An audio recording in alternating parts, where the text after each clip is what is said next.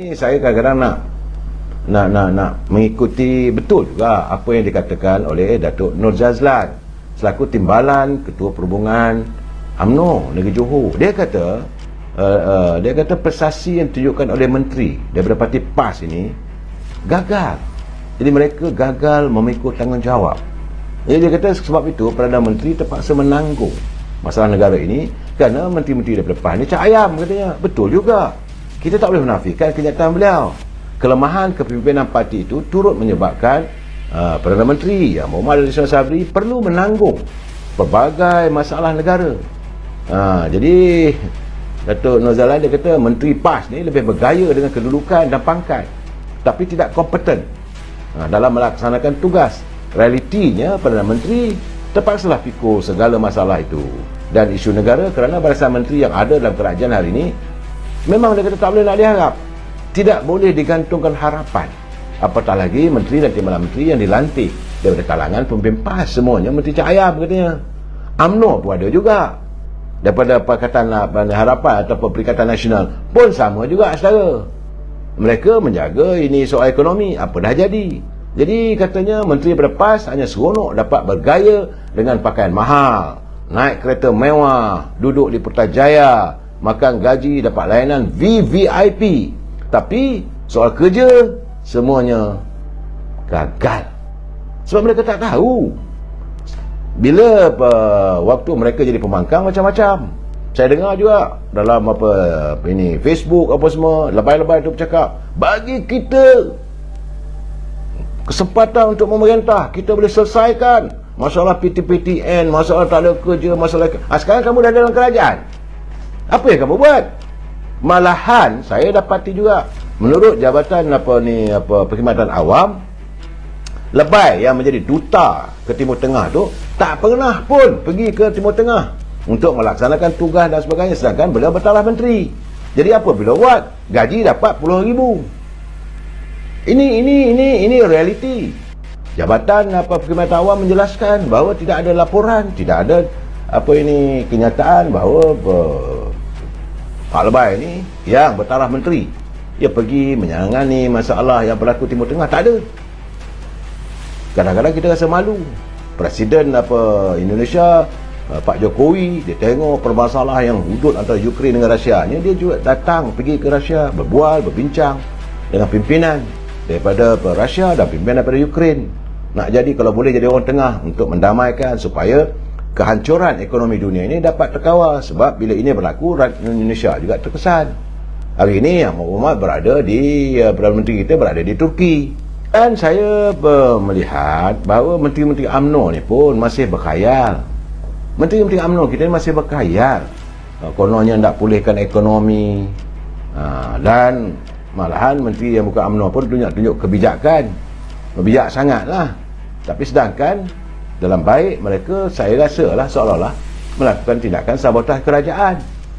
Saat rakyat tertekan, mereka tuntut jawatan timbalan menteri, membuatkan amarah rakyat meningkat lagi.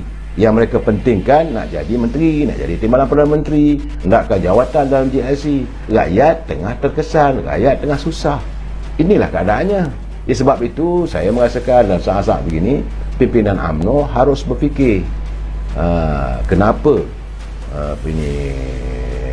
Muhyiddin berani menekan Perdana Menteri dan kadang-kadang lebih banyak mendengar nasihat daripada orang keliling kelalangnya, yang saya rasa mereka lebih favor ataupun merasakan lebih yakin dengan kepimpinan Parti Bersatu. Sedangkan sekejap lagi saya nak beritahu apa realiti dari segi politiknya. Bersatu huyuk saudara, tapi menteri-menteri yang ada sekarang ni kononnya hebatlah dan Muhyiddin tu. Sebab itu saya nampak banyak orang tak menjawab apa yang dilontarkan oleh Ketua Penerangan Wan Saiful. Saya kenal Wan Saiful ni. Waktu saya bertandang ke kota London, Wan Saiful ni berada di London. Cuma kadang-kadang saya kata dia pernah bertanding untuk jawatan, tak silap saya, ahli majlis Bandaraya London. Kalau dia bertanding, bagaimana kerayaatannya? Dia balik ke Malaysia.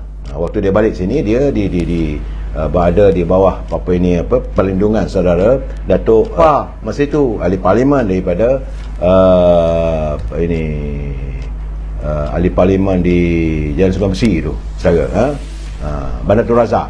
Jadi dia balik ke Malaysia, itu masuk politik. Cuma apakah kerakyatan itu? Dia mempunyai dua kerakyatan. Kamu duk balun tu Malaysia, memimpin UMNO, bagaimana agak? Jangan. Orang mula selak. Wan, I know who you are, where is your heading. Saya tak mau cakap lebih daripada itulah. Saya tak mau mencipta perbalan peribadi. Dia doomsday, masa yang gelap untuk karier politik mereka. Sama ada dalam parti PBM, sama ada dalam parti muda. Parti muda tu memanglah kalau tengok dari segi kenyataan apa semua, saya tak mau mendahulukan mahkamah. Saudara, nanti contempt of court nampak-nampak gayanya lebih jelas apa yang dia tuduhan terhadapnya. Kemudian apa jadi pada Parti Pribumi Bersatu, PPBM, malahan Parti PAS yang saya katakan, apabila Tasimuddin pergi ke Kelantan buat pengumuman, katanya bahawa PAS bersetuju untuk untuk pilihan raya akan datang, PAS akan menggunakan lambang Perikatan Nasional, dan ini disanggah oleh timbalan Presiden PAS. Dan sekarang ni dah jadi kucak-kacir ni. Warga PAS Akar Umbi amat kecewa. Mereka cukup kecewa apabila PAS dikatakan akan bertanding menggunakan lambang PN. Habis dah jati diri. Dah tak adalah gambar bulan. Dah tak ada dah yang mereka perjuangkan selama hari ini. Maka tidak akan berkibar lagi lah bendera hijau, ada bulan. Nampaknya bukan bergerhana lagi. Ruyup dah. Secara kalau bila saja Tasimuddin mengatakan PAS bertanding nasional, itulah harinya Parti Pribumi Bersatu membunuh PAS secara total. Sebab habis. Pulanglah untuk anda berfikir. Saya melihat dari segi satu sudut yang lain, saudara. Yang selama ini pakai bawa bendera PAS sana sini, tak ada dah. Habis nak bertanding buat Perikatan Nasional, tandinglah. Tunggulah nasib anda nanti. Sebab saya tengok juga apabila Tasimuddin dia pergi ke Kelantan, dia lantik 3 orang menteri kabinet. Yang saya tengok yang akan menjadi 13 mereka ni sebagai ketua-ketua Badan Perhubungan Perikatan di Kelantan kononnya. Mereka melantik siapa dia antaranya? 13 orang saya. Antara mereka lantik iaitu Menteri Tenaga Sumber Asli sebagai ahli parlimen Kota Baru. Menteri Kanan Pendidikan Radis Jidin, dia jadi perhubungan di Ketereh. Bila saya tengok Jidin dilantik Ketereh, Anwar Musa macam mana? Yang kamu mendewa-dewakan, macam mana sekarang? Tak ada dalam senarai. Kemudian Menteri Jabatan Perdana Menteri merangkap ahli parlimen Jeli, Datuk Mustafa Muhammad. Itulah siapa lagi? Naib Presiden PAS, Datuk Muhammad Amar ni Abdullah, dia kawasan Pekalan Cepa.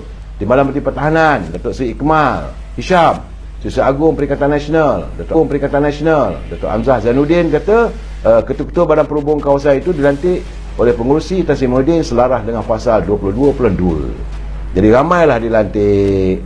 Tak ada pun orang-orang yang begitu tawaduk dengan kepimpinan Perikatan Nasional. Pulang.